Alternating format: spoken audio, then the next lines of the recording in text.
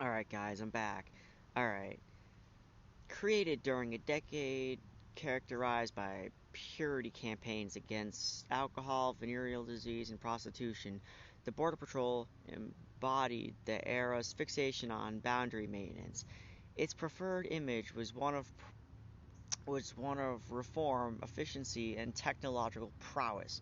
Notably, whereas only Common Badge had identified previous immigration inspectors and the Texas Rangers, standardized military uniforms, and the federal badge exteriorized the Border Patrol's sweeping authority. With its powers of search, seizure, and arrest, the Border Patrol also possessed official police uh, prerogatives that its predecessors' agencies had lacked. As Johnson clarified in a 1926 congressional hearing, our border patrolman arrests when he sees a violation of the law, exactly like the policeman. He also has the right to serve any warrant that has been issued exactly as a police officer may do, or as a marshal or deputy. This is the way we made that law work. Entrusted with maintaining the first line of defense against an army of aliens, in quotes. The Border Patrol played a critical role in the deline- delimit, delimitation of the northern and southern boundaries. In a fashion akin to the U.S.PHS, the patrol helped racialize the United States by enforcing the stringent quotas of the Johnson-Reed Immigration Act by transforming Mexican Americans and border-crossing Mexican laborers who had migrated back and forth for years into illegal aliens and suspected criminals. In part, this was the outcome of the implication of visa requirements, literacy tests, taxes, and other administrative protocol to Mexicans who had previously been waived from such demands, and of punitive immigration laws such that illegal entry became a misdemeanor or, if repeated, a felony. Not surprisingly, the Border Patrol's execution of these laws led to a steep climb in deportations. In 1920s, 2,762 people were expelled from the United States. In 1925, this figure had quadrupled to 9,495, and in 1930 it had climbed to 38,796. Uh, Mexicans bore the brunt of accelerating deportations at rates higher than all Europeans combined, from 1,751 in 1925 to more than 1,500,000 in 1925, or sorry, 1929. Figures that do include 8,000 to 10,000 Mexicans expelled voluntarily each year after 1927. In addition, the nebulous legal status of Mexicans made them particularly vulnerable to deportations.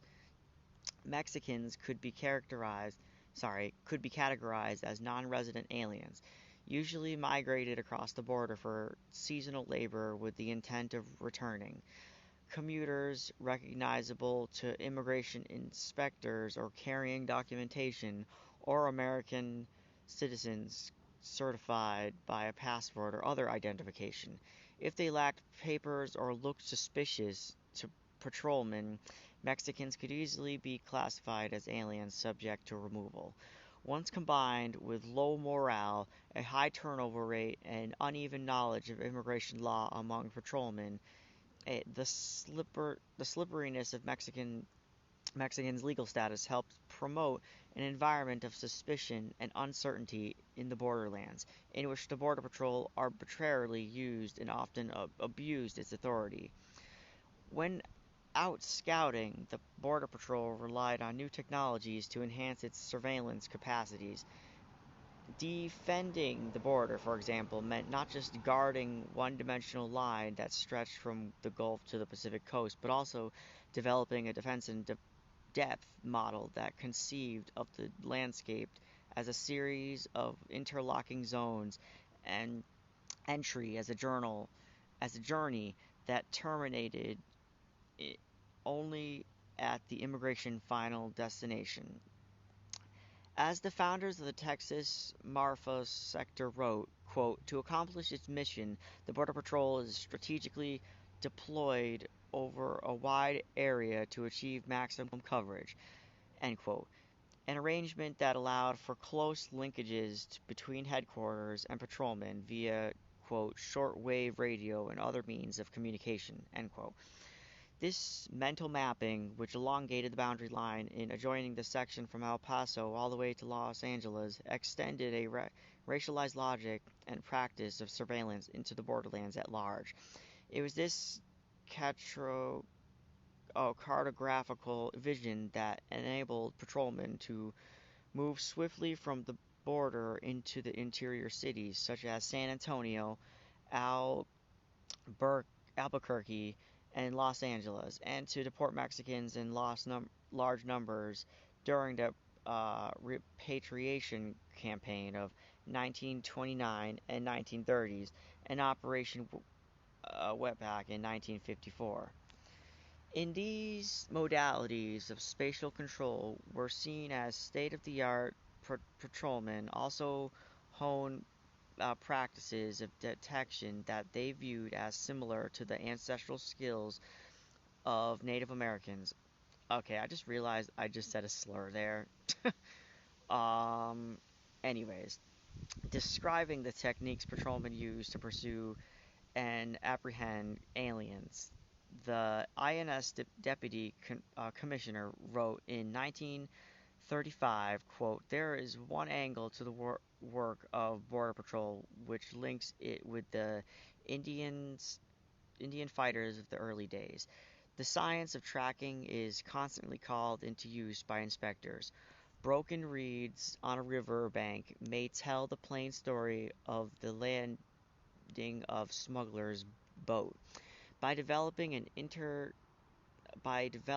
an instinctual connection to the southwestern topography, its flora and fauna, inhabitants, and weather patterns, patrolmen revived and perfected their latent primordial capacities for hunting and capture.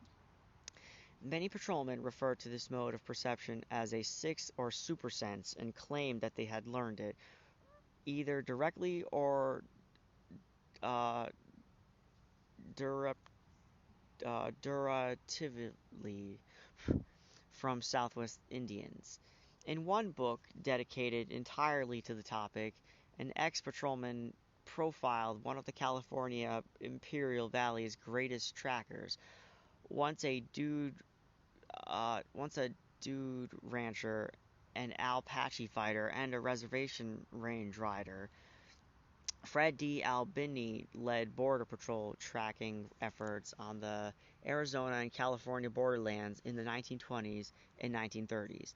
D. Albini claimed that his mentor had been a Papago Indian. According to D. Albini, to an effective tracker, quote, you have to have good eyes to read clues such as gum wrappers, barely discernible footprints, and trampled vegetation, illustrating the assumption about the comportment of non-white bodies that underpin the perception of first generation of patrolmen. D. Albini averred that a fugitive's nationality could usually be ascertained because, quote, a Mexican always walks heavy on the outside of his feet. When he walks, he puts his foot down on the heel first and then rolls off it.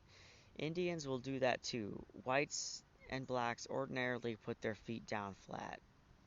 Okay. That's so specific. What the fuck? Alright. By appropriating the primordial sixth sense, the Papagos or Apaches, the Border Patrol simultaneously symbolically erased the presence of living Indians in the borderlands and tied the maintenance of the nation's boundaries to the powerful story of origins.